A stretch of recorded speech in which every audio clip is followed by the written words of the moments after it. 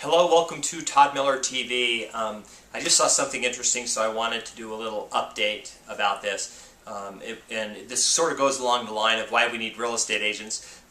Somebody posted on my blog their own personal marketing for their for sale by owner.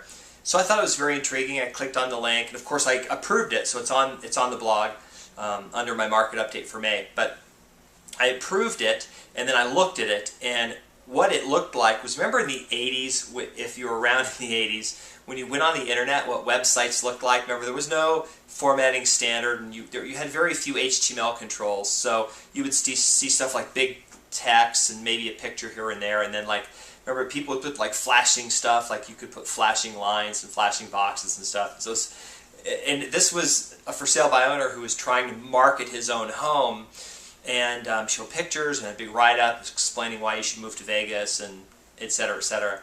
And so, and I think it's great that the person actually did this, that they put a ton of effort, they put a ton of work into creating their own little website for their own house to sell it. But the interesting thing was they put on there that the price was $195,000 firm, $195,000 firm. So I decided I would look at it and then look and see what the comps were in the neighborhood. And there's a model match that just sold about 6 months ago for $50,000 less. So $145,000 is the list price, or was the price it sold for. They're saying, well, I'll take $195,000. So the perfect example of why a lot of people FSBO, and the reason why they do is because an agent in reality would never take the listing. I mean, why would you want to have a listing for $195,000, go through all the work, spend all the money doing marketing, and dealing with something that's $50,000 over? It'll never appraise, right? No investor would ever buy it. No homeowner would ever buy it when you go down the street and buy one for 50 grand less.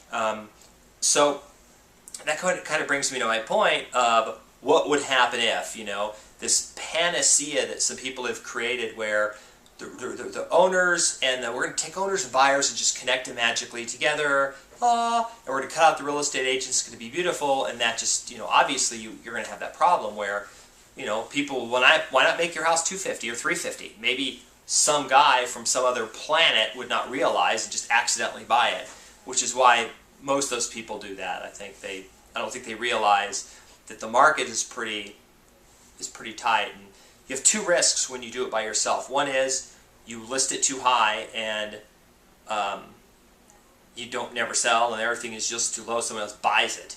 I would always be terrified if I was doing my house by myself and someone said, yeah, sure, I'll buy it. I think maybe I priced it too low, maybe I didn't do a good job, If it's the first person seeing the house. So anyway, I don't know.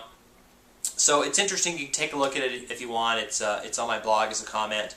Not on this one, but it's going to be on should be on the one right below it.